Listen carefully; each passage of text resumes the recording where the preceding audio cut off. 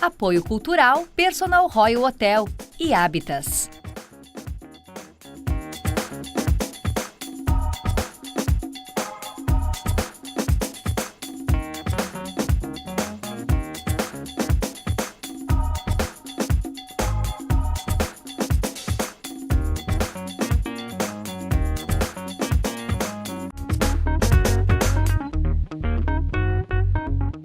Olá, estamos de volta com o nosso programa Conexão Alternativa de hoje, falando sobre sexualidade na terceira idade. Fique aí!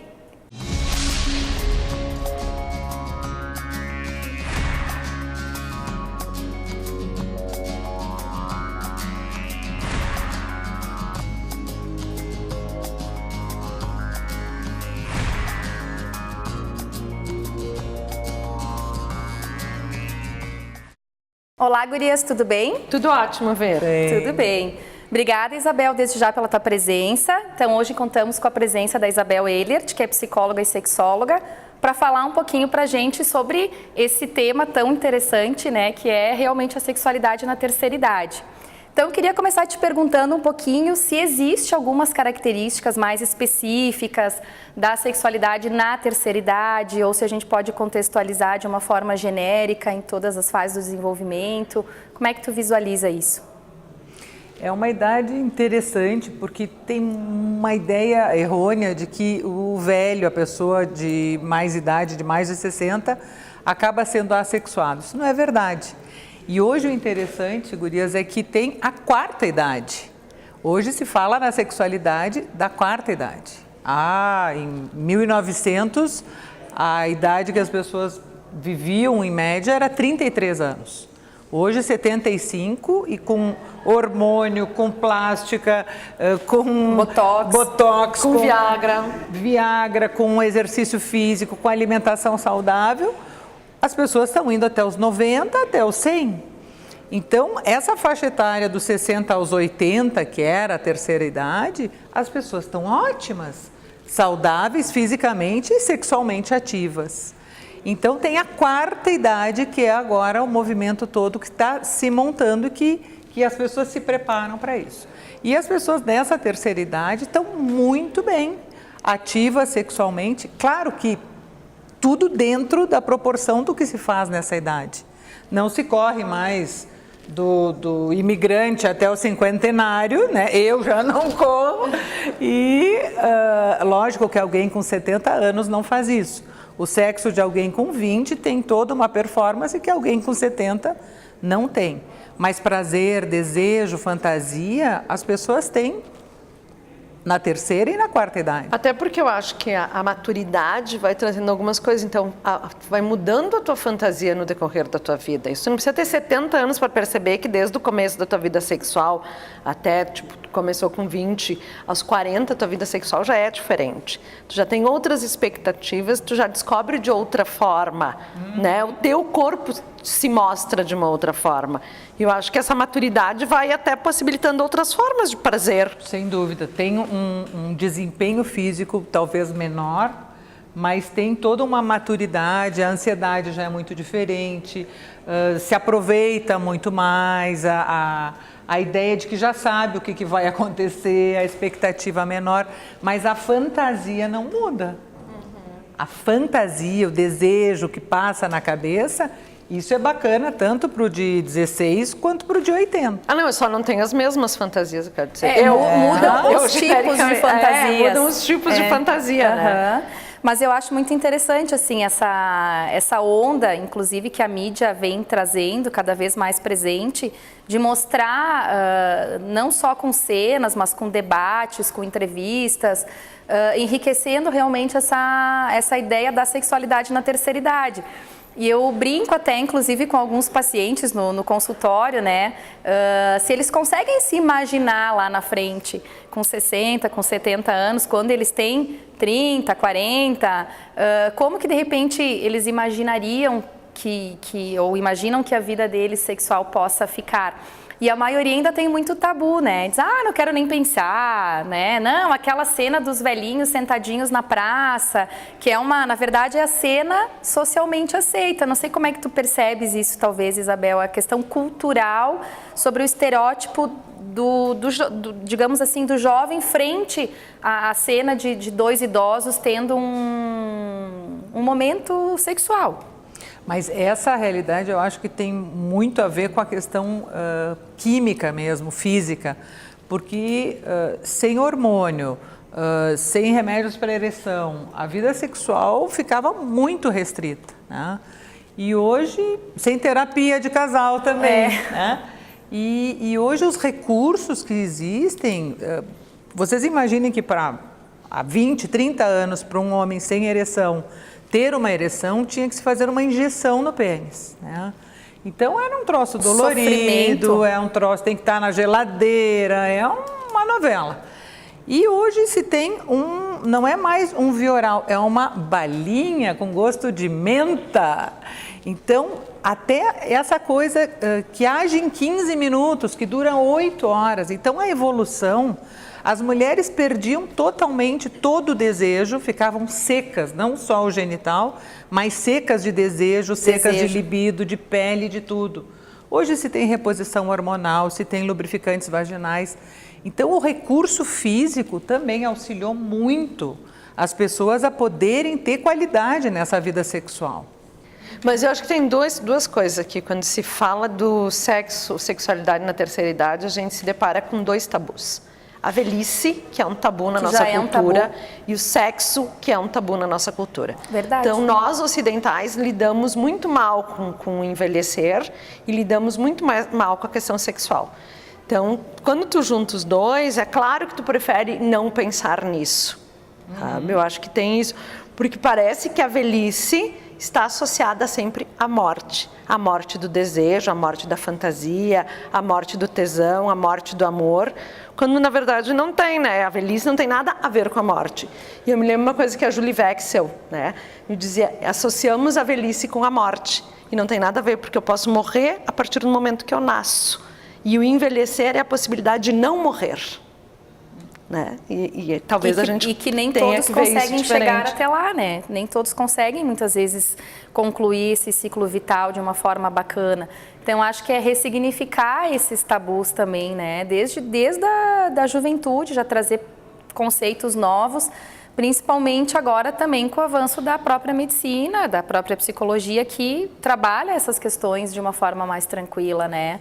E eu acho que assim, se tem mais informação e se tem uma procura maior de ajuda nesse sentido, sem dúvida, né? Como é que tu verifica, por exemplo, isso no teu consultório ou na tua atuação? As pessoas procuram, elas estão preocupadas com a saúde sexual, que é isso outra coisa que a gente tem que falar. Tanto homens quanto mulheres. Sexo é saúde. É saúde. Esses dias eu estava saindo da minha ginecologista e conversei com um amigo meu. E eu disse para ele, como é bom a gente poder falar de sexo sem trauma, sem ter que esconder, porque sexo é saúde. A gente lê isso, mas a gente acaba escamoteando nas questões, sabe? Como se tivesse que ter vergonha do sexo. Aliás, pelo menos alguém fez para engravidar, né? Então, no mínimo, tem que associar essas questões, né? A gente nasce sexuado e morre sexuado. Tu pode não ter uma sexualidade em função, tu pode não ter uma... Pode não exercitar. Não exercer a sexualidade de genital, mas a gente tem prazer, tem fantasia, tem sensibilidade. Então, nós nascemos sexuados, a criança tem um prazer enorme ao mamar, um prazer oral. Não significa que tudo tem que estar no prazer genital. E também, na velhice, o prazer do genital é o menor.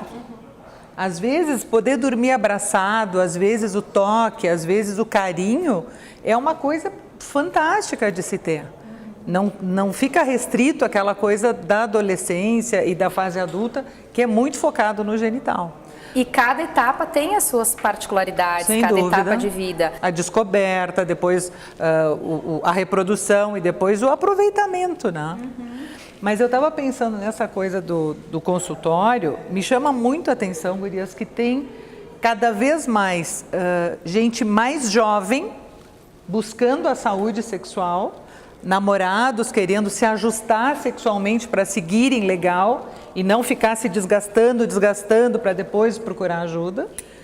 E até antes de estabelecer um casamento, uma união estável, quererem ficar legal no relacionamento. E pessoas mais velhas, com casamentos novos, chegando lá. Eu já tive um paciente de 72 anos que chegou e disse que queria dar uma ajustada. Uma ajustada no meu... Tu tem um lubrificante aí, doutora?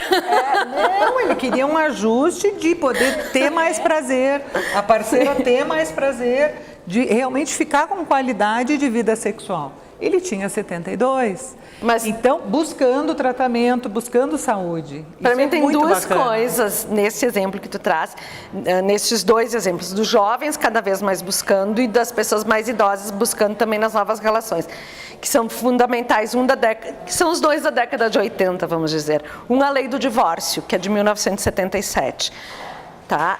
Porque a partir daí as pessoas foram buscando novas relações. Uma vez se acomodavam numa relação, muitas vezes sem sexo, né? Ou sem afeto. Ou sem afeto. Ou sem saída. Ou sem saída. Ou sem saída.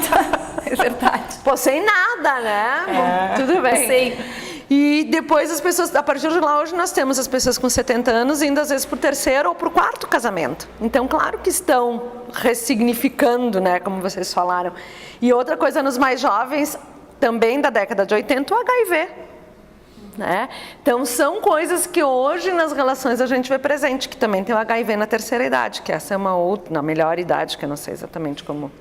Mas eu acho que tem um detalhe muito importante também, que é a descoberta da mulher, né? Da sexualidade da mulher, que eu acho que quando se trouxe a ideia de que a mulher sozinha pode ela ter prazer, que antes era um tabu, a questão da autoerotização feminina, também se quebrou vários paradigmas, né? Hoje a mulher também está buscando se descobrir cada vez mais, buscar o prazer por ela mesma, claro, junto com o seu parceiro, mas se parte muito do autoconhecimento, né, Isabel? Acho que a pessoa tem que conhecer o corpo dela, como que reage, como que ele funciona em cada etapa do desenvolvimento dela, né? Não sei como é que tu observa isso, assim, as pessoas têm buscado se conhecer mais também, independente da faixa etária? Isso é fundamental. Claro que ainda os que têm mais idade ainda têm os respingos e os resquícios da educação repressora e de toda uma ideia da sociedade de reprimir que as pessoas pudessem ter prazer, eu acho que até independente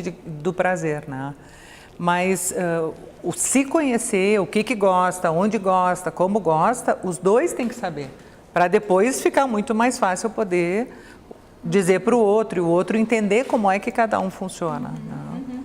Eu lembro que tinha um professor meu na área de sexologia que ele colocava isso, assim, é uma frase até que chama bastante atenção, que cada um é responsável pelo seu orgasmo. Eu não posso colocar no outro a responsabilidade dele me dar prazer. Claro que existe um complemento, mas eu tenho que buscar o prazer em mim. E o prazer em mim é justamente eu me conhecer nos meus detalhes, né? Então, acho que isso que é importante, é essa mudança de conceito, né? Que permite mais o autoconhecimento. E é bacana que no sexo, quanto mais prazer a pessoa consegue sentir, mais o outro tem. Então, é um egoísmo disfarçado, né? Porque se ficar pensando muito no outro, o erotismo não acontece. E se vê o outro tendo prazer com o prazer que se está criando, o erotismo desabrocha. E não tem como se dar prazer. Eu não posso vou dar um pouquinho do meu orgasmo. Tu dá um pouquinho do teu prazer. Não existe isso. Então o prazer é uma coisa que cada um tem o seu e compartilhar isso é bárbaro, não importa a idade. Vamos falar um pouquinho mais sobre isso no próximo bloco. Até já! O Personal Royal Hotel traz para você um novo conceito em hospedagens e eventos no centro da cidade. Conforto nas acomodações, internet sem fio, restaurante, estacionamento coberto e uma completa área de lazer fazem da sua estadia no Personal um agradável prazer. Para festas particulares e eventos empresariais, o Personal dispõe da melhor estrutura da cidade. Personal Royal Hotel. Excelência em todos os quesitos, bem no centro de Caxias.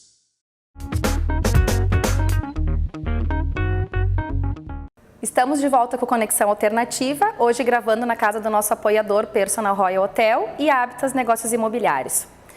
Bom, gurias, estávamos falando um pouquinho sobre essa questão do autoerotismo, principalmente voltado à terceira idade, a esse momento importante. Autoerotismo, vamos usar um termo comum, masturbação, aprende-se a se masturbar, porque você vai ter mais prazer na sua vida. Desculpe, gente, mas é isso, né? É a quebra dos tabus, né? Exatamente. Então, vamos falar então sobre masturbação. Como que se desenrola, como que se percebe isso mais na questão da terceira idade propriamente dita? Existe ainda essa prática? Existe muito tabu? Como que as pessoas vêm lidando com isso? Apesar de tanta informação, como que fica esse outro lado? Existem 2 períodos em que a masturbação ela é mais frequente, que é quando não se tem parceiro, que é quando se está iniciando na adolescência e na velhice, depois que um deles ou separou ou teve óbito. Então, ali, como não existe alguém para prática sexual, para ritmo, rotina, enfim, então a masturbação é um regulador excelente para escoar a energia sexual. Na vida adulta, geralmente se tem parceiro fixo, então por isso que às vezes a masturbação fica um pouco em baixa. Pode existir todo o tempo, também pessoas na idade adulta, a masturbação é extremamente normal. Tocar o corpo, ter prazer no próprio corpo, não tem nada de errado, né? O que tem é a inadequação do que se faz. Então é a mesma coisa, ok? Eu posso botar um biquíni, legal, eu não posso ir para o consultório de biquíni, isso é inadequado.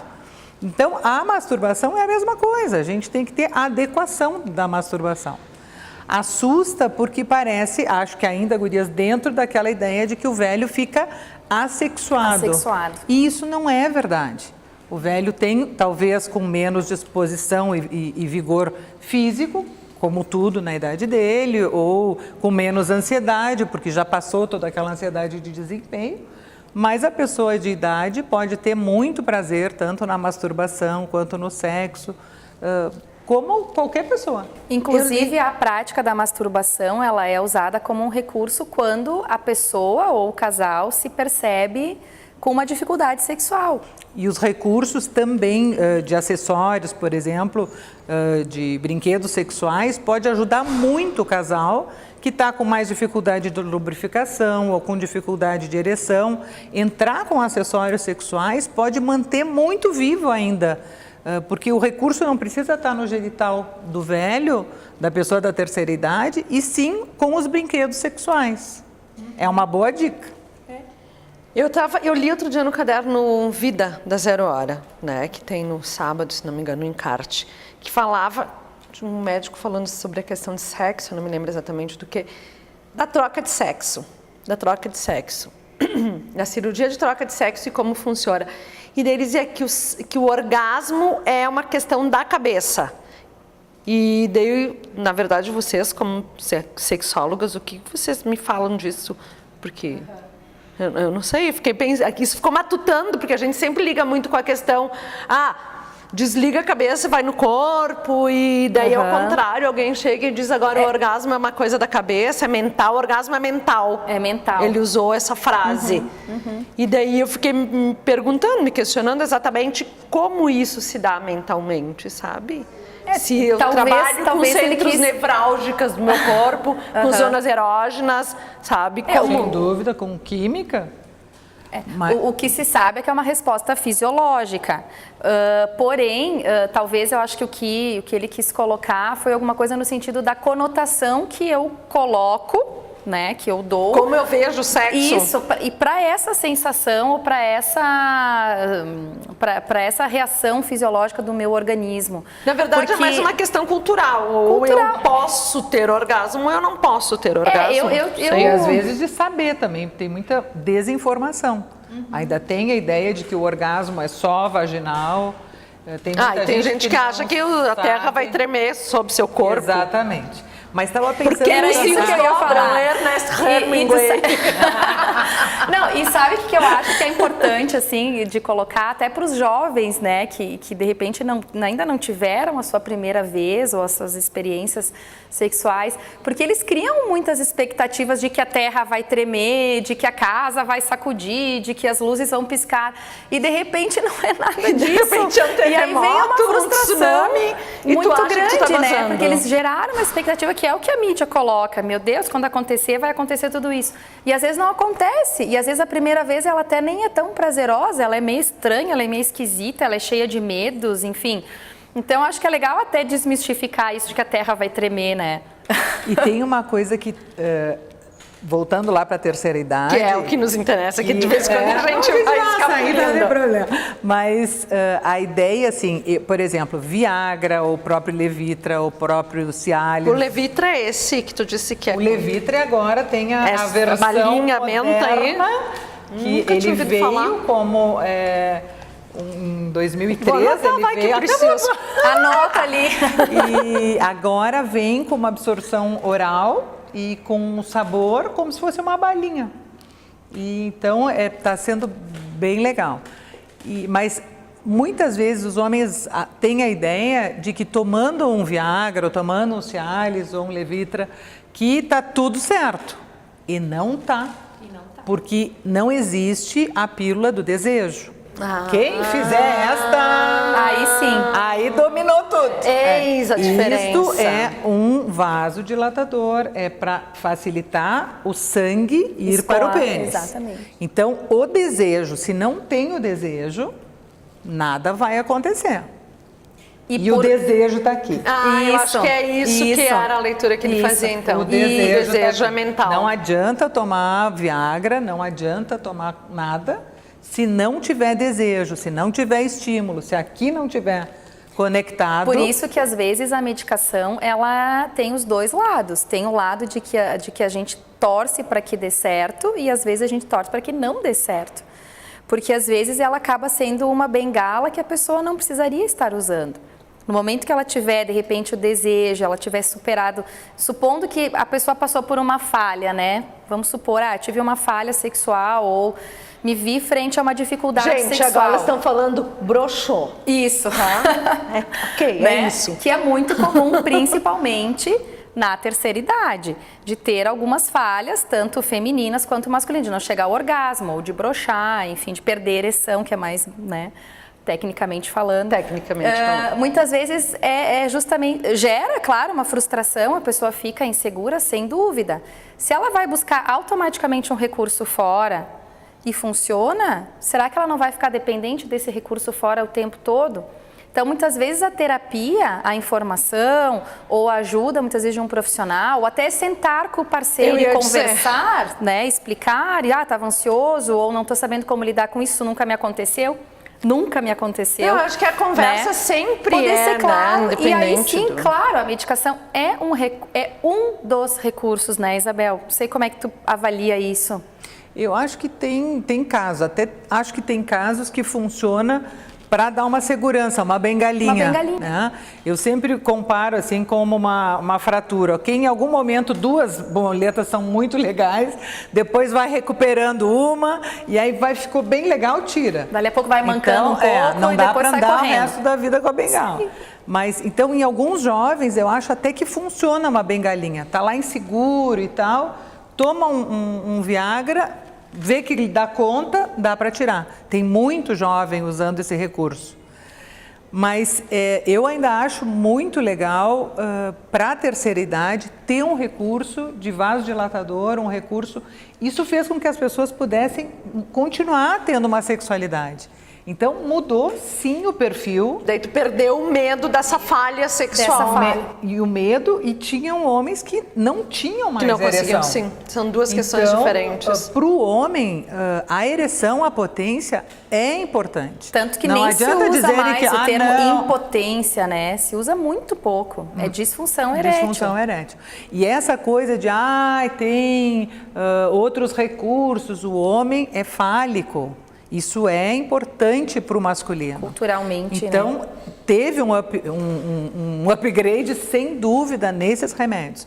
Agora, claro que se o casal está com conflito, não consegue ter uma vida sexual legal, se não conversam, se brigam a toda hora, aí é mágica, né? Então, o problema não é sexual, o problema é de relacionamento. E isso é uma dica boa. Sejam amorosos, sejam delicados, não vivam das picuinhas do passado. Eu sempre digo, quem vive de passado e guardar as mágoas do passado é museu que guarda coisa velha, né? Eu acho que tem uma coisa que... Aproveitar mais. Eu vinha para cá pensando, passei o dia hoje querendo falar isso, quase deixo passar. Quando a gente fala de sexo na melhor idade, na terceira idade, a gente tem que falar de relações, né?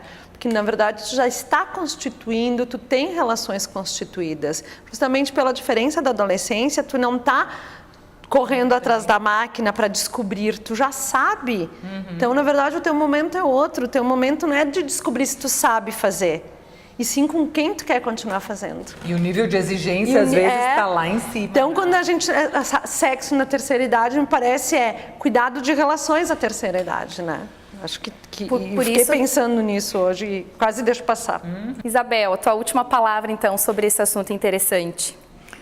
A última palavra, a dica é que aproveitem. Aproveitem o prazer, aproveitem o amor, aproveitem a vida e tudo de bom que esse sexo, que faz parte da vida, pode proporcionar na terceira idade ou em qualquer momento. Tá certo, então. Obrigada, Moni. Agradecemos também a sua audiência e agradecemos também a Silvana Secato que nos calça e a Pó de Pimenta que nos veste. Até mais!